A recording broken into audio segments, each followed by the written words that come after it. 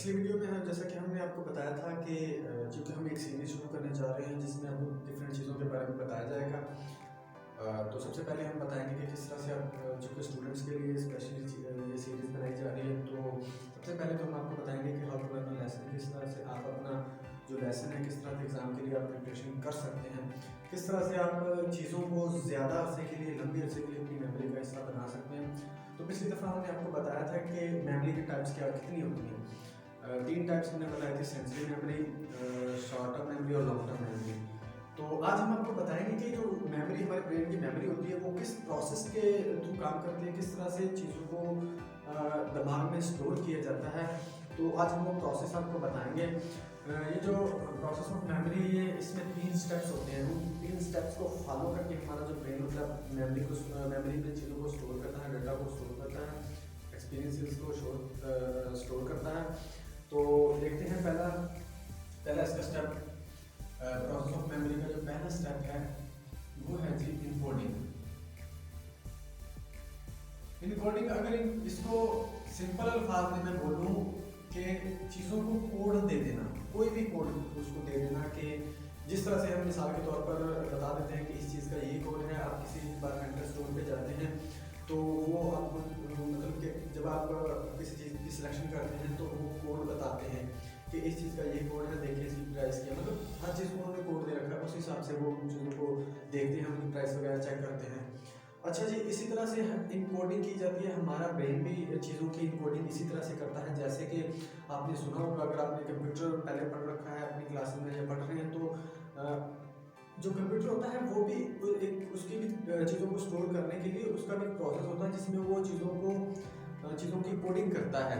वो 0 1 वो binary system उसके हिसाब से वो चीज़ों की कोडिंग करता है। हमें लग रहा होता है कि ये ऐसे सेव करा, ऐसे नहीं सेव करता, वो बैकग्राउंड में चीज़ों को अपने हिसाब से कोडिंग कर रहा होता है, उसकी कोडिंग कर रहा होता है, फिर चीज़ों को सेव करता है। इसी तरह से हमारा जो दिमाग है वो भी चीज़ों की कोडिंग करता है।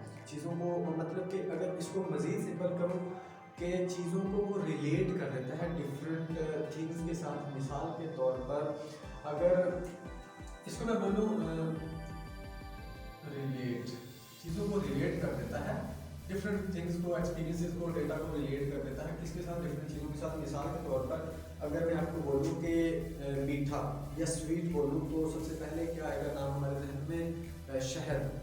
अगर मैं शहद बोलूँ तो हमारे दिमाग में सबसे पहले क्या आएगा? मीठा। देखिए ये शहद का जो रिलेशन बना हुआ है मिठास के साथ, स्वीटनेस के साथ, इसी तरह से हमारा दिमाग भी चीज़ों की इनकोडिंग कर देता है।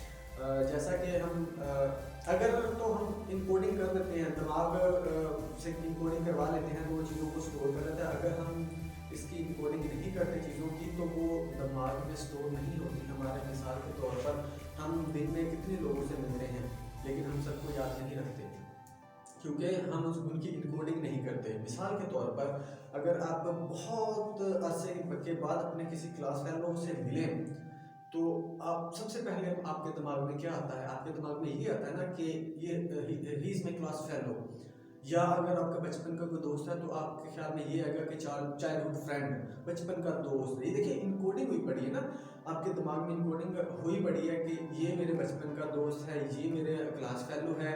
इसी तरह से हम चीज़ों की इनकोडिंग करते हैं, डिफरेंट एक्सपीरियंसेस की इनकोडिंग करते हैं जिससे वो हमारे दिमाग में स्टोर होती है इनकोडिंग के थ्रू। अगर इनकोडिंग ना की जाए, उसको किसी चीज़ के साथ रिलेट ना किया जाए तो हमारा दिमाग उसको स्टोर नहीं करता, उसको भूल जाता है। एक और मिसाल देता हूँ इनकोडिंग की। मिसाल के तौर पर अगर मैं बोलूँ बर्थडे तो आपके जहन में फ़ौरन आ जाता है कि हैप्पीनेस, खुशी। अगर मैं बोलूँ शादी तो इसका भी मतलब आता है हल्ला गुल्ला और खुशी। इसका देखिए इनकोडिंग भी बड़ी है। अगर मैं बोलूँ कि डेथ तो फ़ौरन हमारे जहन में आ जाता है कि जी सोग, सैडनेस, ठीक है, गम। ये देखिए इनकोडिंग होती है चीज़ों की। तो इसी तरह से हमारा, अगर आपने चूँकि हम बात करें, आपको मिसाल दी है, अगर आप चूँकि हम बात कर रहे हैं स्टूडेंट के लिए, और एक और आपको बात बता दूँ कि ये सिर्फ स्टूडेंट्स, ये बात नहीं है कि सिर्फ स्टूडेंट्स ही इससे फ़ायदा उठा सकते हैं। कोई भी आप स्टूडेंट लाइफ में भी नहीं, मतलब कि आप अपना जो लेसन उसको प्रिपेयर करने के लिए नहीं, आप कोई भी अगर आपको कोई एक्सपीरियंस याद रखना है कि कहीं पे गए हैं, किसी मौके को याद रखना है, उसको इनकोड किया जा सकता है। अपने हिसाब से इनकोडिंग कर सकते हैं। आप इनकोडिंग करके उसको अपने माइंड का, अपनी मेमोरी का परमानेंट हिस्सा बना सकते हैं। और अगर आप किसी चीज़ को भूलना चाहते हैं, इंपॉर्टेंट चीज़ किसी चीज़ को भूलना चाहते हैं तो आप उसको इनकोड ना करें, उसको अपने माइंड में बार बार दोहराएं ना। अगर आप बार बार दोहराएंगे तो सिचुएशन के साथ, जिस सिचुएशन में आप हैं, जो आपकी उस वक्त हालत होगी उस हिसाब से उसकी इनकोडिंग हो जाएगी, वो परमानेंट हिस्सा बन जाएगा आपकी मेमोरी का। तो अगर आप किसी चीज़ को भूलना चाहते हैं तो उसको रिपीट ना करें, उसको कोशिश करें आपके माइंड में ना आए, उसके बारे में ख्याल ना आए, तो वो चीज़ भूल जाती है। अच्छा जी, दोबारा चलते हैं वापस, क्योंकि हम स्टूडेंट्स के लिए बात कर रहे हैं, तो आपने जो डेटा स्टोर करना है, उसको याद रखना है, उसको अपने हिसाब से इनकोड कर लें। मिसाल के तौर पर अगर आपने कोई डेफिनेशन याद रखनी है तो आप उसको उसका कोई लफ्ज़ बना लें शॉर्टकट, मतलब उसकी इनकोडिंग कर लें। जब भी आप वो शॉर्टकट अपने जहन में लाएं तो वो डेफिनेशन पूरी आपको याद हो जाए। ठीक है, किसी क्वेश्चन को याद रखना है, इसी तरह से उसको किसी चीज़ के साथ मंसूब कर, किसी चीज़ के साथ रिलेट करके उसको याद किया जा सकता है। अच्छा जी, अब जो इसका ये था, इसका स्टेप नंबर 1 इनकोडिंग, चीज़ को कोडिंग कर देना, उसको कोई कोड दे देना, किसी चीज़ से रिलेट कर देना, ये पहला स्टेप है हमारे मेमोरी प्रोसेस का। उसके बाद दूसरा स्टेप होता है स्टोरेज।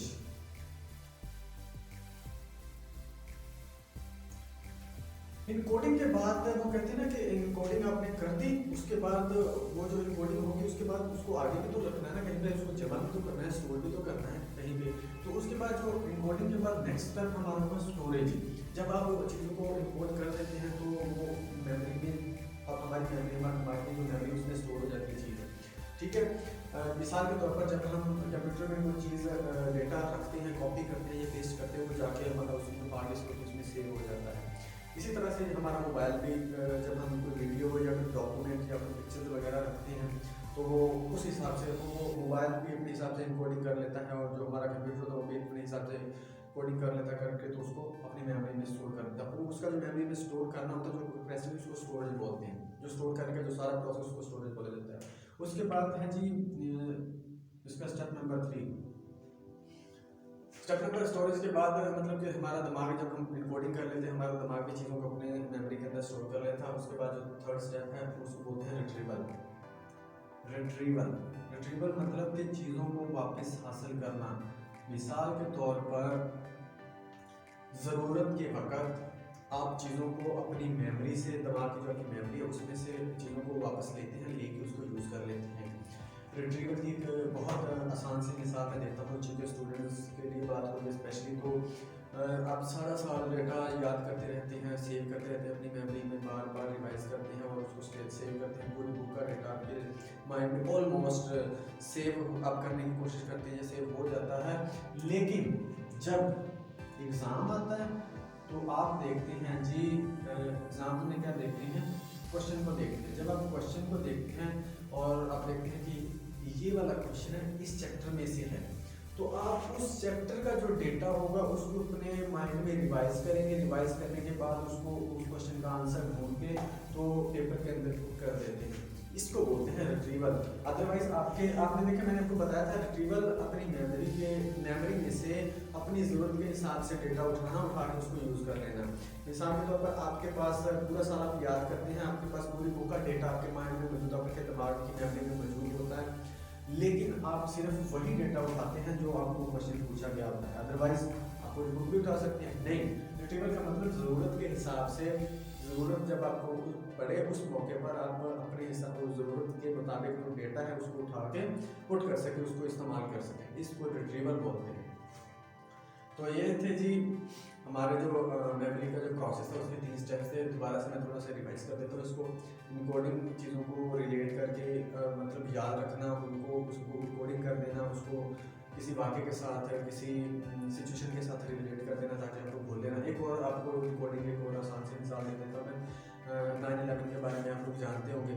9/11 जब भी हम सुनते हैं 9/11 का वाक़या तो आपको फ़ौरन याद आ जाता है कि 2 जहाज़ टकराए थे, अमेरिका में हुआ था, और उसके बाद मतलब पूरी दुनिया में सिचुएशन चेंज हुई थी। मतलब ये देखें ना, इनकोडिंग हुई पड़ी है हमारे दिमाग में पूरी ज़िंदगी। जब भी आप सुनेंगे 9/11 तो आपके ज़हन में सारा वो सीन मतलब कि याद हो जाता है, इनकोडिंग हुई पड़ी है। उसके बाद स्टोरेज है, इनकोडिंग के बाद हमारे जब वो 9/11 का था तो उसके बाद मतलब जहाज़ टकराए, उसके बाद दहशतगर्दी और अमेरिका ने बहुत से स्टेप उठाए थे, तो वो हमारे जहन में इनकोडिंग हुई, उसके बाद स्टोर हो गया। आज तक हमारे जहन में मौजूद है चीज़ें कि 9/11 का जो रिज़ल्ट है वो क्या निकला था, वो स्टोर हुआ पड़ा हमारे मेमोरी में।